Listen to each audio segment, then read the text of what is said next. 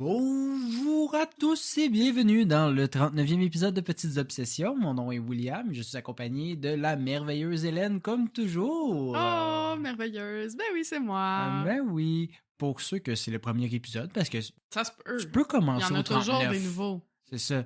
Ben, Petites Obsessions, on décortique des sujets de façon loufoque. Et aujourd'hui, ben, en fait, comme à chaque fois, on a chacun un sujet qui se retouche, Oui, mais qui est pas totalement le même, puis on sait pas ce que l'autre va nous dire, là. exactement. On prend comme une thématique, puis on décortique ça sous deux angles différents.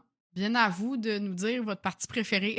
Oui, c'est ça, exact. Et aujourd'hui, on a un focus assez culinaire. De quoi tu vas nous parler, Hélène? Moi, je vais te parler de où viennent les noms des recettes. Donc, la salade César. Là. Genre, OK. est-ce que ça a rapport avec l'empereur? Est-ce que c'est autre chose? Mhm. Je n'en dis pas plus. Ben non, parce que sinon, tu révèles d'avance. Exactement. Puis ben, moi, je vais parler des origines de recettes. Donc, des recettes qu'on pense qui viennent d'une place, mais finalement, ils viennent d'ailleurs. Donc, c'est pas le nom. Genre la poutine, elle vient-tu de Victo ou de Drummond? Ah, ça, je toucherai pas à ce territoire-là. T'inquiète, là, c'est trop dangereux, OK?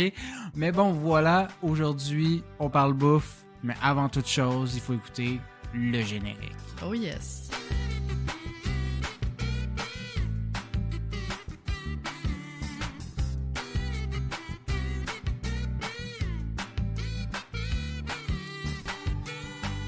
Mon cher Will, est-ce que tu t'es déjà demandé comment on donnait un nom à une recette?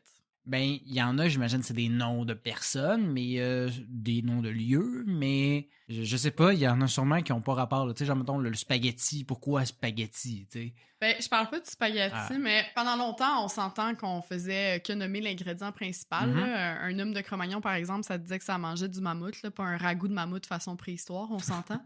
Tu sais pas, t'es pas là. Entre parenthèses, le meilleur. Ouais, c'est ça. Mais avec la découverte du feu, sont aussi apparus différents modes de cuisson et de consommation, hein, cuit, cru, rôti, bouilli, vapeur, mijoté, etc.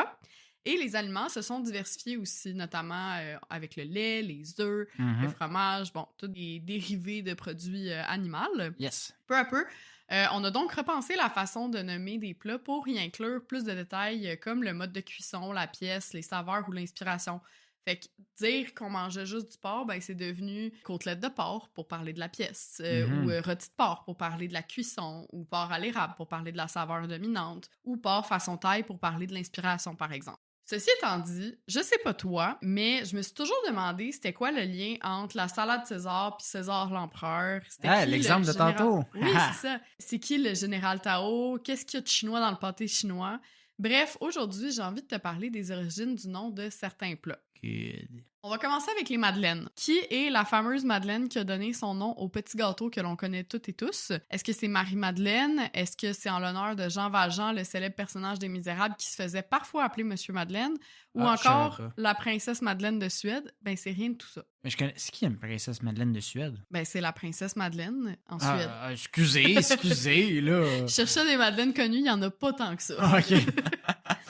Ben, il s'agit de Madeleine Paulmier, qui était une domestique qui travaillait chez le duc Stanislas Leszczynski, je sais pas comment prononcer ce mot-là, qui était le beau-père de Louis XV. OK. Pour vous situer un petit peu, là. Laquelle, c'est la servante du beau-père de Louis XV. Exactement. Parfait. Un soir de 1755, le duc reçoit des convives, mais oups, il y a une dispute qui aurait éclaté entre le cuisinier et l'intendant. Fait que le chef, il aurait accroché son tablier et il serait parti avec le dessert un petit peu par vengeance. Ben, Madeleine, elle a dépanné le duc en recréant une recette de sa grand-mère sur le pouce, les fameuses Madeleines. Puis ben, ce dessert-là avait pas vraiment de nom. C'était juste comme un petit gâteau en forme de dessert de mamie. Fait que, ben, ils l'ont nommé en l'honneur de notre chère Madeleine. Ah. Le sandwich, est-ce que tu sais d'où ça vient? Oui, ça vient du comte de sandwich. Je sais pas c'est qui, mais je sais que ça vient de ce gars-là. Exactement. Le sandwich nous provient de John Montagu, dit le comte de sandwich. Puis le terme serait apparu aux alentours de 1752. Notre ami John, il aimait beaucoup les jeux de société, comme nous. Et la légende veut qu'il ait demandé de se faire servir du pain, de la viande, du fromage. Bref, tu sais, tous des trucs que tu peux prendre un petit peu sur le pouce. Puis il aurait comme tout mis ça ensemble pour manger encore plus vite et ne pas arrêter de jouer. Puis c'est d'ailleurs en son honneur que le bar de jeux de société de C'est ça, je me Sherbrooke disais. s'appelle le Montagu et guess what? Ils ont une très belle offre de sandwich. C'est vrai. Fait que tout est dans tout. Ah, smart. Mais sandwich, dans le fond, c'est une région. Je pense, oui. OK. Mais c'est en l'honneur de ce Moi, c'est ce gars-là. monsieur-là. D'accord. Est-ce que tu connais le Saint-Honoré? Non. Non, le Saint-Honoré, c'est une pâtisserie française qui, comme 99% des pâtisseries françaises, est composée de pâte à choux, de crème chantilly et de culpabilité. Elle s'appellerait ainsi en l'honneur de Saint-Honoré, le saint patron des boulangers. Quand il était petit, Honoré et sa nourrice faisaient cuire du pain, puis il aurait manifesté sa volonté de rentrer dans les ordres religieux. Okay. Ce à quoi sa nourrice aurait répondu « Tu seras évêque quand ma pelle aura des feuilles ». Ben, d'après la légende, la dite pelle aurait commencé à verdir pile à ce moment-là. Attends, une pelle, là, genre pour creuser, là. Ouais. D'accord. Ouais, parce que c'est du bois, fait que là, des Exactement. feuilles, ouais. Exactement. Fait que, ben, il est devenu évêque. Parce que grâce à la pelle. La pelle a verdi. Ben oui. Puis, ben, aujourd'hui, il veille sur les boulangers. Donc, on lui a donné le nom. Mais, tu sais, mettons, là, tu te rentres dans la religion catholique, tu penses pas que, genre, ta mission, ça va être le saint du pain? Non. Tu sais, c'est quoi ta mission première? Mais il faut un saint patron pour tout, là. Oui. Dans le catholicisme. Important. Tu sais, c'est comme, je sais pas, une déesse grecque de l'amour ou, tu sais, oui. de la guerre, des trucs comme ça. Mais il faut un saint des pains. Il faut du saint du pain. Oui, oui. Exactement. La tarte tatin. Est-ce que tu savais que la tarte tatin est en fait le fruit d'une erreur? Pun intended, là. Dans le sens... Ah, parce qu'il voulait dire la tarte tata. Non. Les sœurs Stéphanie et Caroline Tatin tenaient un restaurant en région parisienne. Et un jour, dans la précipitation, dans le feu de l'action, elles auraient oublié de mettre la pâte en faisant une tarte aux pommes bien ordinaire. Fait qu'elles ont juste fait comme cuire des pommes un peu caramélisées. Puis elles ont tenté de rattraper le coup en ajoutant une pâte par-dessus le mélange de pommes et de la virer à l'envers pour faire genre... On n'a pas oublié la pâte, mais finalement non. Et c'est ainsi que la tarte tatin est née. Ça l'a fait fureur. Donc aujourd'hui, on peut en manger un petit peu partout dans le monde. Mais surtout en France, c'est plus populaire en France. Surtout en France, mais je veux dire, un peu partout dans les restaurants français dans le monde. Là, à Montréal, il y en a beaucoup. Le carpaccio. Avoue que t'as toujours pensé que carpaccio, ça signifiait genre viande crue ou tranche fine ou quelque chose du genre. Oui, ben genre, comme, je sais pas, là, dans ma tête, c'est comme parler de prosciutto. Ouais, ben t'es à côté de la plaque, mais pas celle de cuisson, là, évidemment, parce que c'est de la viande crue. Oh, tu fais ta petite comique aujourd'hui, hein? Oui! Giuseppe Cipriani, un chef de Venise, aurait inventé ce plat dans les années 50 pour une cliente qui ne pouvait pas manger de viande cuite. Il aurait donc donné le nom de carpaccio, parce qu'il était allé voir une exposition du peintre Vittore Carpaccio, puis Cipriani trouvait que le rouge dans les toiles de Carpaccio, il était tellement vif que ça lui rappelait justement la viande crue, qui est quand même d'un rouge assez écarlate, là, presque. Ouais. Donc, c'est un peu en l'honneur d'un peintre. Assez usité, hein, comme origine. Ouais, c'est comme si tu dis, genre, une assiette qui est vraiment mal montée. Tu dis, oh, c'est un Picasso. Exactement. La pizza margherita. Je te rassure, elle est bel et bien italienne. On est en 1889. Le roi Umberto Ier et la reine Margherita font une tournée du royaume d'Italie comme beaucoup de rois et reines font. Et durant cette tournée, ils voient beaucoup de gens manger une sorte de grand pain plat, en particulier des paysans. Puis la reine est curieuse, fait qu'elle demande à un de ses serviteurs de lui en apporter pour qu'elle y goûte, et instantanément, elle adore ça. Mais ça fait pas l'unanimité dans le sens où on peut pas concevoir qu'une membre de la royauté mange, ou en tout cas ait le même régime alimentaire que le petit peuple. Ouais, c'est un repas de pauvre à la base. Exactement, tu sais. Donc, la reine décide quand même de faire appel à un chef de renommée, Raffaele Esposito, pour qu'il reproduise la recette dans les cuisines royales. Fait qu'au moins, tu sais, ce sera pas acheté à la boulangerie du coin avec justement la plèbe, là. Mais ce sera fait dans les coutumes royales, disons. Donc, Esposito, il décide de faire une petite folie, puis d'y ajouter des tomates, de la mozzarella et du basilic frais. 3 ingrédients qui rappellent les couleurs du drapeau italien. Le rouge, le blanc et le vert. Il a mis tout ce qu'il n'y avait pas déjà. Exactement. Puis la reine, elle en raffole tellement que ça devient son plat préféré. Donc, on appelle ça la pizza margherita. Et la pizza margherita connaît un succès là, à travers le pays parce que là, tout le monde se dit comme, le crime, je veux manger comme la reine. Puis enfin, il y a des ingrédients dessus. Exactement. La salade César, on en parlait. Enfin, hein? Ben non, la salade César ne doit pas son nom à l'empereur romain ni à César, l'homme qui parle aux chiens, mais plutôt mais plutôt à César Cardini, un restaurateur italo-mexicain qui habite à Tijuana, au Mexique, qui habitait en fait, là, parce que à l'occasion du 4 juillet 1924, son restaurant était bondé, mais il était à court d'ingrédients, fait qu'il a pris un peu ce qu'il y avait sous la main et il aurait créé sa fameuse salade. Par contre, à l'origine, on n'y trouvait pas vraiment des anchois, plutôt de la sauce Worcestershire. Ah, c'était pas si mal C'était quand pas même si comme mal façon comme de prononcer. prononciation. Pas si Non, c'est pire. ça. Donc, voilà, c'est né à l'occasion de la fête des États-Unis. Ah ben. Ah. Ce qui explique aussi pourquoi on la retrouve beaucoup dans des restaurants américains plus que... C'est quand même une salade grasse, tu sais. C'est ça, Fait exactement. que ça fit bien. Exactement. Le pâté chinois. Oui. Est-ce que tu sais d'où ça vient? Ben, c'est l'affaire des tracts de chemin de fer, là. Exactement. Il y a plusieurs hypothèses quant à l'origine du pâté chinois, mais la plus plausible concerne la construction au 19e siècle d'un chemin de fer qui traverse le Canada. Puis plusieurs ouvriers sur le chantier étaient d'origine asiatique et se nourrissaient de denrées consistantes parce que ils travaillaient de nombreuses heures, mais peu coûteuses parce que ils faisaient pas d'argent. Donc parce qu'on veut pas les payer. Exactement. Donc Les ces immigrants, denrées-là, franchement. c'était essentiellement du bœuf haché, des patates et du maïs. Guess what? C'est les ingrédients d'un pâté chinois. Et comme les Québécois, on est bon dans les raccourcis, on a décidé d'appeler ça du pâté chinois parce que on voyait essentiellement des gens d'origine asiatique manger ça. Le peuple qui a appelé ça du blé d'Inde. Ben oui! Exactement. Les grands-pères dans le sirop. Est-ce que Oui. tu connais l'origine de ça? Non, mais est-ce que tu vas parler des pêtes de sœur après aussi? Ou Non, même pas. Ça aurait été bon, mais Même pas. un prochain. Pour un TikTok. C'est On ça. fera ça. D'origine probablement acadienne, les grands-pères dans le sirop portent ce nom pour deux raisons. D'abord, parce que c'est un dessert assez mou pour qu'un grand-papa qui aurait égaré son dentier puisse tout de même en manger. Oui. Mais aussi parce que l'aspect fripé là, des petites boules rappelle des visages plus âgés. Fait que Ouais, je comprends. j'ai essayé de le dire de la façon la plus polie. Je m'excuse auprès de notre auditoire Ça a une plus trace de âgé. vieux plissé. Mais ouais, c'est ça, exactement. C'est la raison, essentiellement. La souris d'agneau, est-ce que tu connais ça? J'ai déjà entendu. C'est-tu l'affaire comme un genre d'ossobuco, là? Ben, ça ressemble un peu plus à un gigot d'agneau, là. C'est une pièce d'agneau, là. J'allais dire une pièce de bœuf. J'ai essayé d'avoir l'air intelligent, mais au final, ça me C'est une pièce d'agneau, ça, j'avais dans la compris. gastronomie française, si Mais je y me a pas de trompe pas. souris. Ben, c'est ça. Moi, j'étais comme, c'est quoi le rapport entre une souris puis un agneau là-dedans? Pourquoi la souris d'agneau s'appelle comme ça? Sans rentrer trop dans les détails, parce que je sais qu'on a des gens qui... pour qui c'est plus difficile de conceptualiser des images de viande. Ben, des gens véganes, qu'on veut Exact. dire. Là, Non, mais pas juste vegan, là, mais tu sais, je veux dire, même moi, je mange de la viande, mais comme imaginer un animal mort, c'est pas top, là. Ouais. Bref, ce morceau de viande, c'est un muscle, comme Ok.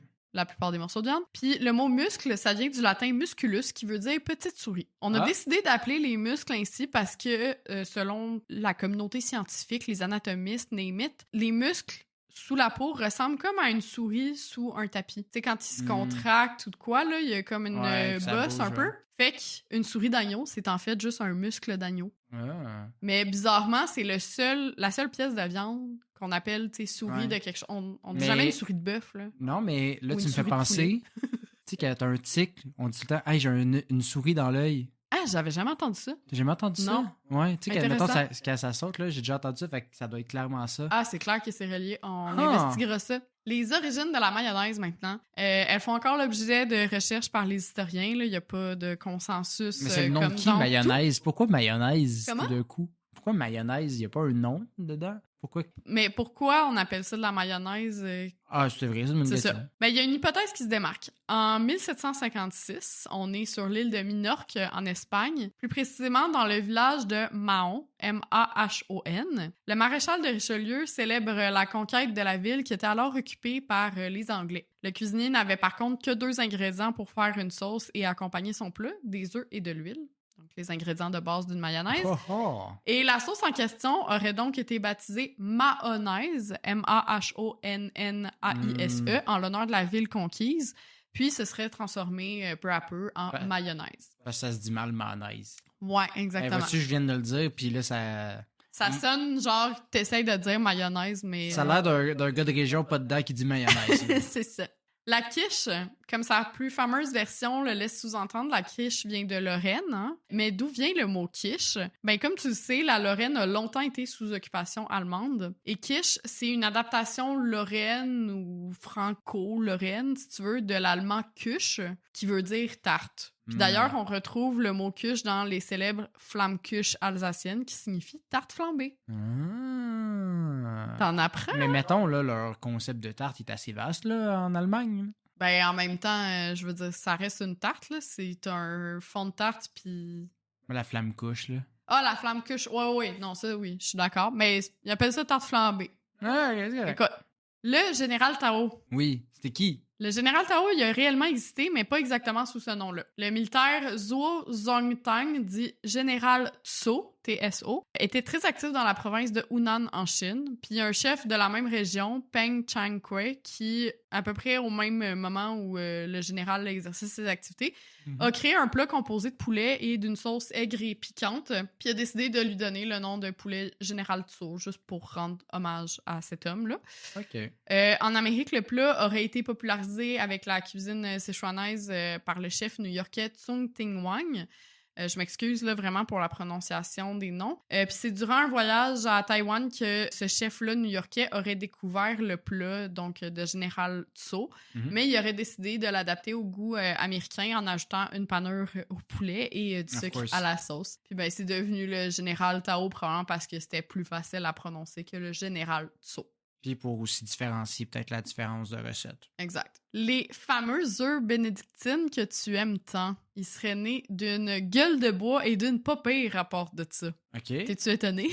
Ben, en même temps, ça fait du bien le lendemain de veille, effectivement. Exactement. Lemuel Bénédicte, un homme d'affaires de Wall Street, il est entré au Waldorf Hotel et il a recommandé au chef tous les ingrédients les plus gras de la carte, c'est-à-dire des toasts bien beurrés, du bacon grillé, 2 œufs pochés et un shot de sauce hollandaise. Le chef aurait trouvé le mélange si intéressant qu'il l'aurait immédiatement ajouté à la carte du restaurant en y apportant quelques modifications, notamment en remplaçant des toasts par des muffins anglais, puis il l'aurait évidemment nommé en hommage à son client.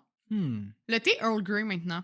Oui. C'est qui ce Earl-là? Ben, c'est certainement déjà en partant une des sortes de thé les plus connues, mais est-ce que tu sais c'est quoi ses arômes? Pour vrai, mes connaissances de thé sont beaucoup trop minces C'est pour ça. bien correct pour ceux et celles qui ne le savent pas comme toi. Il s'agit traditionnellement d'un thé noir aromatisé à la bergamote. Il aurait été créé aux alentours du 18e, 19e siècle en Angleterre. Le comte Charles Grey et sa famille employaient quelques domestiques comme beaucoup de nos personnages aujourd'hui. Puis un jour, un des domestiques a décidé d'infuser une tranche de bergamote dans le thé noir pour accentuer son goût un petit peu. Mais l'histoire s'arrête pas là. En 1830, Charles Grey il a été élu le premier ministre en Grande-Bretagne. OK. Donc, il a vraiment popularisé la recette. On l'a nommé Earl Grey parce que Earl signifie comte, fait que c'est le thé du comte Grey, grosso modo. Le Bloody Mary et le Bloody Caesar. Y a-tu un lien entre les deux, j'imagine, à un certain point? Parce que À un c'est quand même certain deux point. recettes assez proches, là. Mais je pense que pas mal tout le monde savent que le Bloody Mary aurait été nommé ainsi en référence à la reine Marie Tudor, elle-même surnommée Marie la Sanguinaire, en raison de ses politiques de persécution envers les protestants anglicans durant son règne. Puis ben, c'est un drink rouge, on est comme « Ah, ça fait penser à du sang ». Fait que, bon. C'est ça. Mais pourquoi le Bloody Caesar? Genre, est-ce que ça a rapport avec le célèbre empereur romain? Il en a coulé un peu du sang, lui. Oui, en quelque sorte, justement. On est en 1969, donc quelques années après la création supposée du Bloody Mary en 1921. L'histoire se passe, tiens-toi bien, dans un nouveau restaurant de Calgary, le Marco's. Fait que c'est chez nous, ça, au Canada. Ben, tabarouette! Ouais, pour l'occasion, le barman décide de créer un cocktail en s'inspirant de son plat préféré, le spaghetti al vongole, ou le spaghetti au palourde, si tu préfères. Pour ce faire, il mixe du jus de tomate, du jus de palourde, de la sauce Worcestershire. Je l'ai moins bien eu cette fois-là. Effectivement, je suis déçu de cette fois-là. Là. Et du sel de céleri. Devant le succès du cocktail, la société Duffy Mott dépose un brevet sur le mélange jus de tomate et palourde. Le mot Clamato voit alors le jour. Mais le plus cocasse dans tout ça, c'est qu'en 2010, le Bloody Caesar est élu comme étant le cocktail officiel du Canada. Savais-tu qu'on avait un cocktail officiel? Non, puis j'aurais pas cru que c'était ça. Moi non plus, là, j'aurais clairement, pas cru que c'était ça. OK. Mais c'est ça, donc c'est clairement en hommage aux saveurs italiennes avec le spaghetti al vongole, puis ben Bloody pour sa couleur aussi, là, qui rappelle celui du Bloody Mary. Ben, on est fiers, hein? Enfin, qu'on me comprenne bien, je suis très heureuse de partager mon prénom avec un dessert excellent à part de ça. J'ai nommé les poires Belle-Hélène. Mais je suis pas sûre d'être la dite Belle-Hélène dans ce dessert-là, malheureusement. Mais je pense pas que ça a été nommé en hommage à moi. Oui, là. ça vient de 1996. Exactement. Hey, dévoile pas ma date de naissance. Je checkerai pas la date. Ne serait-ce pas plutôt Hélène de Troie, celle reconnue pour avoir été la plus belle femme de toute l'Antiquité? La belle Hélène. Ben, la réponse, c'est oui et non. En 1864, c'est la première de l'opéra La Belle Hélène de Jacques Offenbach qui s'inspire donc d'Hélène, la fille de Zeus, qui était la plus belle femme de toute l'Antiquité. Le chef Auguste Escoffier travaille à 2 pas de la salle où est présenté l'opéra, puis l'histoire dit qu'il aurait été charmé par Hortense Schneider, interprète de la fameuse Hélène. Pourquoi une poire? L'histoire le dit pas, mais ce qu'on sait, c'est que le dessert chaud-froid à l'époque était déjà très en vogue.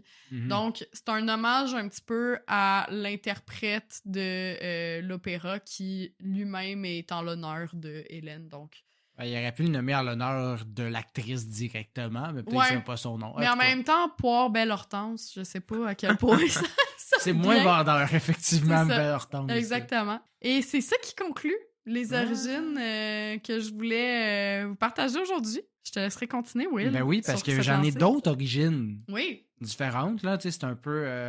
c'est un peu le concept que tu répètes pas exactement ce que je dis.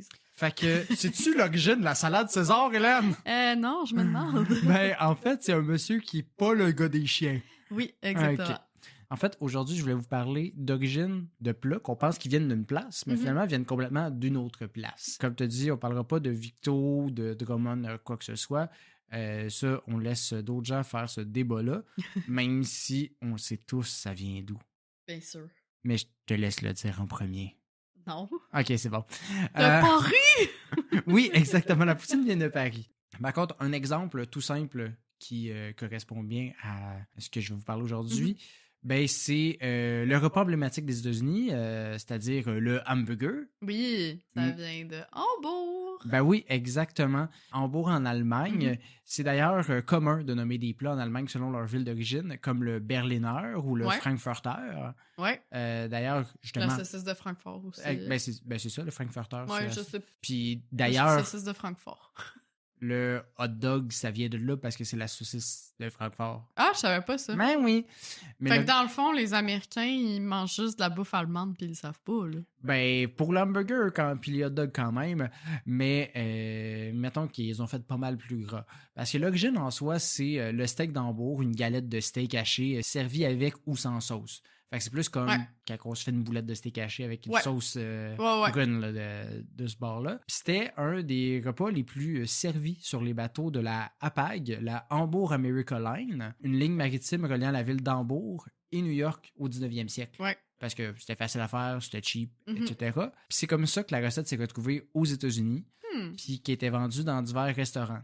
Ironiquement, ben là, j'ai dit que c'était pas cher, mais c'était un item qui coûtait généralement 2 fois le prix du reste au restaurant à l'époque. 2 fois le prix du reste? Mettons, des autres plats, tu veux des dire? autres plats. Oh mon fait Dieu, que OK. ce qui est aujourd'hui du fast-food pas cher, puis que le monde se prend, ben c'était comme un item un peu de luxe dans les restaurants. Eh ben... Ouais. Tu sais, des vrais bons burgers, c'est quand même pas donné, là. Ouais, non, c'est ça, mais à la base, bon, c'est quand même... voilà. Ceci étant dit, les Américains ne sont pas en reste quant à la création secrète de plats. Tu as parlé tantôt un peu de General Tao, qui était une modification, mais je parle pas de ça, parce que tu en as déjà parlé. Je parle pas non plus des sushis californiens, hein, parce que ça vient de Californie, hein, même que potentiellement de Vancouver, mais en tout cas, côte ouest américaine. Mais je parle plutôt d'autres recettes asiatiques, soit le poulet à l'orange. Ça m'étonne pas que ce soit pas... Ouais. On dirait que tous les items dans un buffet chinois viennent pas de Chine. Probablement, oui. La plupart, là, je parle pas de chacune d'entre elles, mais il y en a beaucoup. En fait, le poulet à l'orange, ça provient pas de Chine, mais de Hawaï. J'aurais pas pensé ça, par contre. Ça a été inventé par un chef sino-américain, donc d'origine chinoise, Andy Cao, en 1987, dans un Panda Express. Ah, wow, OK. Ouais. Fun fact, d'ailleurs, il y a plus de Panda Express dans le monde que de pandas vivants. Yay! Mais, Non, pas yay. mais pour revenir au poulet à l'orange, il y a une recette semblable en Chine, soit du poulet à la tangerine, OK. mais il y a très peu de poulet à l'orange là-bas là, aujourd'hui. Ah ouais. Puis on s'entend, tangerine, orange, c'est pas exactement le même goût. Donc c'est lui qui a vraiment adapté un peu cette recette-là à la version américaine en la rendant plus sucrée, Ouais. effectivement, aussi. Puis le ramener à Hawaï dans un Panda Au Maroc, Express. c'est un poulet aux clémentines. Dans la même catégorie de c'est presque ça, mais pas tout à fait, les biscuits chinois, tu crois que ça provient de où? Ça serait fucking drôle que ce soit genre du Vietnam. T'es si Un proche. pays voisin. Pour vrai? Oui, Ça vient d'où? Thaïlande? Japon. Hein? Oui, je t'explique. Dans le fond, un biscuit très, très semblable était fabriqué au Japon dans le cadre de la tradition japonaise des omikuji. Ok. C'est quoi des omikuji, en fait? Ben, c'est des divinations écrites sur des bandes de papier qu'on tire au hasard dans des sanctuaires shinto et temples bouddhistes. Ah. Donc, on s'entend, c'est pas Ouais, mal là, le mot dedans. Au 19e siècle, à Kyoto, on fabriquait alors des biscuits de forme pas mal identique à celle d'un Ouais. biscuit chinois. Sauf qu'au lieu de mettre le papier dedans, on le mettait dans le petit pli, là, tu sais, comme ça se replie, là, comme Oui. la petite pointe, là. Ouais. Il était juste comme plié puis mis Ouais. straight dedans. Puis là, tu le retirais avant de manger ton biscuit. Tu pouvais Mhm. lire ton omikuji. Autre différence, par contre, oui, il y avait la même forme, mais c'était pas le même goût. Tandis que les biscuits qu'on connaît aujourd'hui sont principalement au goût de vanille et de beurre. Ouais. Eux, c'était principalement au goût de sésame et de miso. Ah? Les biscuits qu'on connaît aujourd'hui ont quand même été inventés par les Japonais aux Ouais. États-Unis lors de l'immigration, principalement à Los Angeles ou San Francisco. Pas très clair, ça a été en cours d'ailleurs. Ouais, côte Pacifique, là. Ouais, mais ça a été en cours comme un gars de Los Angeles et un gars de San Francisco. Puis c'est San Francisco qui a gagné. Fait qu'en tout cas, OK, il y a eu un procès. oui, il y a là. un procès. Puis il y a un des gars qui a donné un papier de biscuits chinois au juge en disant le juge se trompe s'il vote Los Angeles. Là. En Oh tout cas, my ouais, God. c'est fantastique. Mais C'est donc bien drôle. ouais, fait que c'est ça. C'était dans des restaurants japonais à San Francisco. Ouais. Mais pourquoi est-ce qu'on dit biscuits chinois? Ben, ça proviendrait de la Deuxième Guerre mondiale. Je pensais que t'allais dire, ben, parce qu'on est raciste. Non, ça vient de la Deuxième Guerre mondiale. Parce que, en fait, oui, parce qu'on est raciste. Parce que, Ça qui dit ferait pas deuxième, rire. parce que qui dit Deuxième Guerre mondiale dit camp d'internement. Oh mon Dieu. Puis, il y a près de 100 000 Américains d'origine japonaise qui ont été mis dans des camps d'internement pendant la Deuxième Guerre mondiale. OK. Du coup, ça a ouvert la voie aux fabricants chinois de reprendre la fabrication de ces 10 biscuits et en prendre le mérite de nos jours. Donc, les restaurants chinois se sont mis à faire les biscuits japonais. Puis aujourd'hui, on appelle ça des biscuits chinois. Oh my God. Ouais. Une autre affaire pas nommée de la bonne manière, la fameuse pizza hawaïenne. Ouais, ça n'a rien d'avoir, hein, ça, là. Non? C'est aux États-Unis, peut-être? Non. Au Canada. Ah, ben oui, c'est sûr. Puis, C'est comme, si tu me dis que c'est l'Italie, là, je pense que je vais faire une 5K. puis ça vient de l'Ontario, OK, ça va. d'un homme grec nommé Sam Panopoulos. Oui, je me souviens Fait qu'il y a d'avoir entendu comme zéro de quoi d'hawaïen. ça. Non, mais c'est juste des ananas, c'est comme, oh, c'est exotique, fait que ça me fait penser à Hawaï. Potentiellement quelque chose comme C'est ça. ça, c'est ça. Il l'a pas vraiment expliqué, mais contrairement à plusieurs, j'ai pas vraiment de haine particulière envers la pizza hawaïenne, là, personnellement. Là, mais tu sais, comme, c'est des munitions supplémentaires pour les haters de la recette, là, quand même. Là. J'ai pas de haine, mais ces gens ne devraient pas avoir le droit de vote.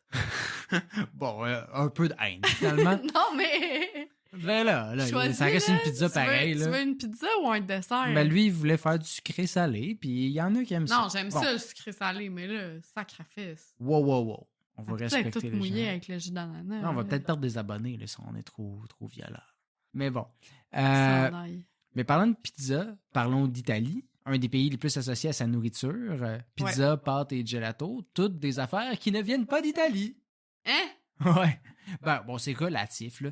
La pizza, on dit que ça vient de Naples. C'est quand même vrai dans sa Ben, forme Naples, aux dernières exacte. nouvelles, c'est en Italie, mon Oui. chum. Mais attends, c'est qu'on retrouve des traces des soldats perses qui faisaient cuire des sortes de pains plats avec de l'huile puis des herbes jusqu'à 600 ans avant Jésus-Christ. Ouais, ok, oui, je comprends. Mais comme. Mais la J'ai pizza pas menti en tantôt, soi- là. La pizza Margarita est vraiment née en Italie. Oui, mais il y a effectivement, comme qu'on la connaît vraiment aujourd'hui, mais il y a des variantes très semblables qui ont Ouais. été faites par les Égyptiens, les Grecs, les Romains. Fait que, mettons que oui, la pizza vient d'Italie, mais l'ancêtre de la pizza, non. Ouais. Le pain, Et le ça. pita, puis les choses comme ça. Ouais, je suis d'accord. Exact. Par Mais contre, c'est comme les gens qui font une pizza sur un pain nan, là. Oui, exactement. C'est ça. Mais ça vient pas d'Italie, ça. Par contre, pour ce qui est des pâtes, ça viendrait pas d'Italie. Selon les archéologues, l'Asie centrale serait l'endroit le plus probable où les pâtes proviendraient. C'était des pâtes plus aux œufs, puis principalement de Chine, en tout cas théoriquement. On ne sait pas, malheureusement, comment la recette s'est rendue en Europe. Une des théories serait qu'elle aurait été amenée par les peuples arabes nomades qui se promenaient là, à travers le territoire. Mais bon, rendons tout de même à Barilla ce qui revient à Barilla. C'est bien les Italiens qui ont par la suite raffiné la recette et utilisé du blé comme ingrédient principal. Fait que, qui ont ajouté des tomates et tout ça. Non, mais je veux dire la forme, je sais. L'ingrédient en soi. Donc, c'est ça. Vient d'Italie. Mais il y avait des pâtes aux œufs avant l'Italie. Intéressant.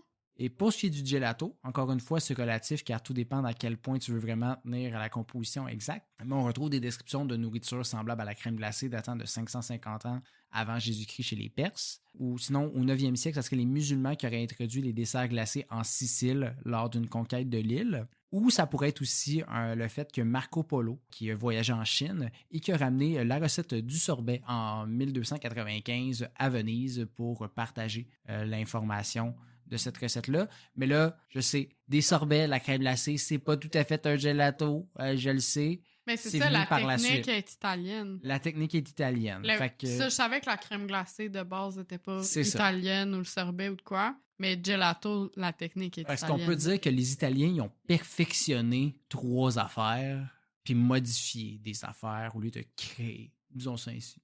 Ouais.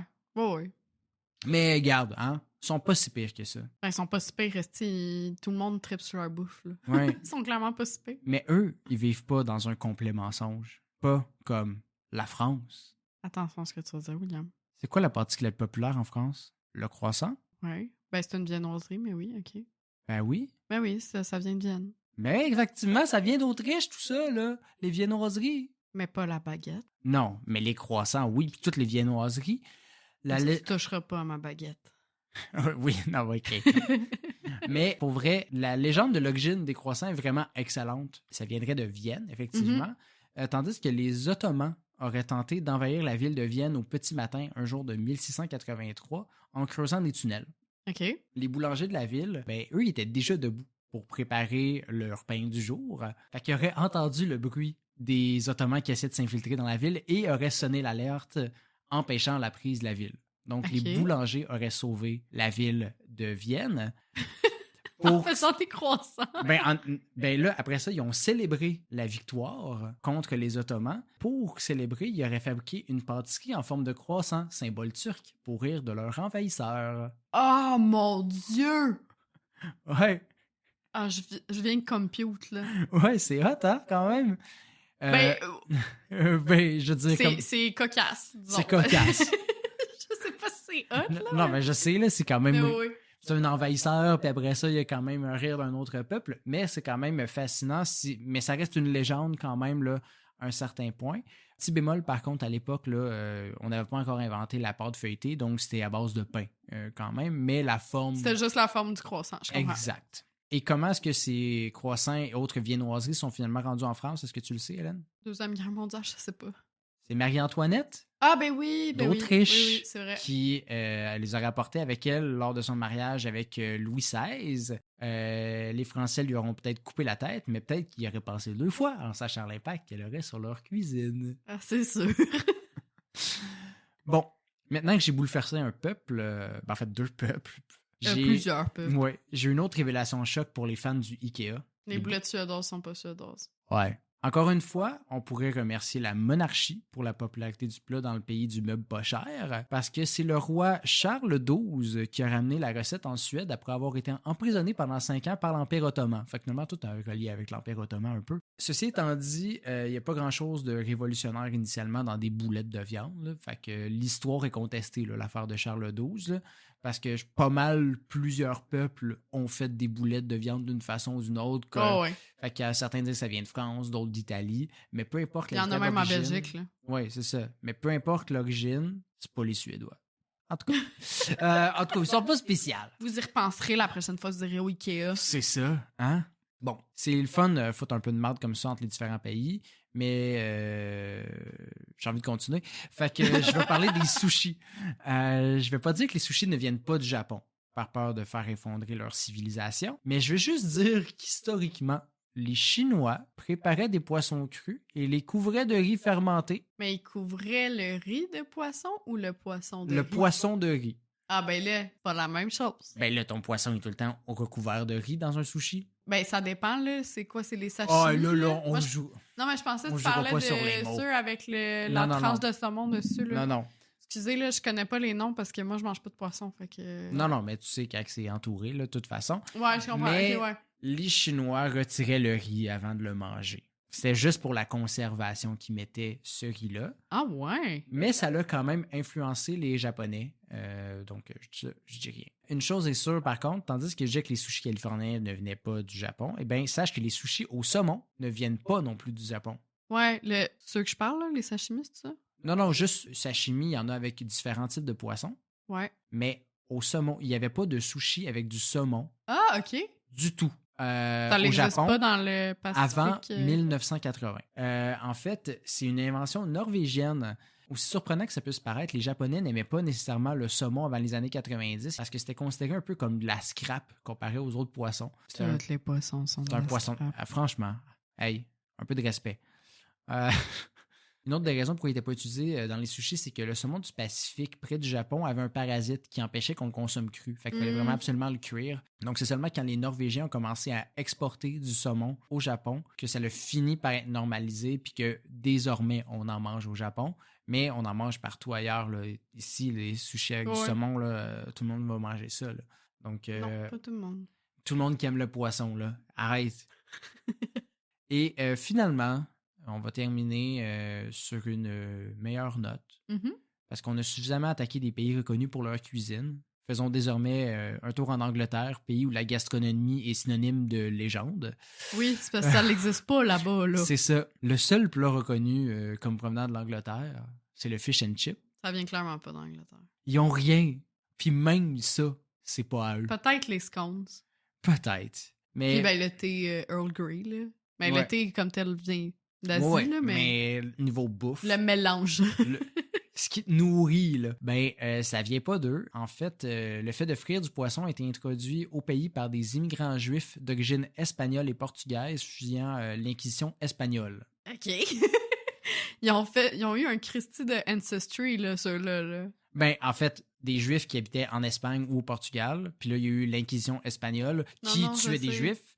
Mais tu sais, Ancestry, c'est genre les sites tu donnes un échantillon de ta baffe, puis là, ça te comme t'es 12% norvégien. Je disais pas qu'il était un mix des deux, juste les Juifs qui venaient des deux pays. Je comprends. Donc, ce plat-là a un Christie d'Ancestry, par contre. Oui. L'origine du poisson frit serait que les Juifs pouvaient pas cuisiner pendant le sabbat. Donc, ils préparaient des repas le vendredi PM, histoire d'avoir de la nourriture pendant cette journée de repos. Oui, exactement. Fait qu'ils pouvaient manger le vendredi soir. Parce qu'ils n'ont pas le droit de puis... travailler entre le coucher du soleil le vendredi puis le coucher du soleil le samedi. C'est ça. Fait que le poisson étant frit, se conservait bien pendant 24 heures, puis il pouvait aussi être mangé froid sans trop perdre de saveur. Ah, intéressant. Après ça, ça a été importé en Angleterre. L'addition de riz frite n'est pas très claire là, dans Fish and Chip. Mais en tout cas, tu sais, la frite, ça vient quand même pas d'eux autres. Fait que tout ce qu'on peut leur donner, c'est d'avoir pris le poisson frit provenant d'une place puis des frites provenant d'ailleurs, les avoir mis dans la même assiette, sans les cuisiner davantage, faire voilà, on a inventé quelque chose. Ben non, c'est ça. Puis je pense que ça les démoralisait moins d'avoir deux choses ensemble. Déjà que la météo là-bas est pas top. Fait que peut-être qu'il y a besoin de ce petit sentiment d'avoir manger du gras pour se sentir quelque chose puis de manger du gras, c'est ça. Mais voilà, ça fait le tour des origines que j'avais à te présenter. Y en a-tu une qui t'a surpris plus qu'un autre? Je me souviens que j'ai pas sursauté, là, mais je me souviens plus c'est laquelle. Attends. Ah, tu vois ce que tu me fais vivre à chaque fois que tu me poses une question comme ça? Le biscuit chinois, je pense. Ouais, c'est ça. Mais... Je me doutais bien que c'était pas chinois, mais j'aurais pensé que c'était quelque chose genre américain. Mais tu sais, en anglais, ils appellent ça quoi, fortune cookie. Tu sais, c'est juste nous, là.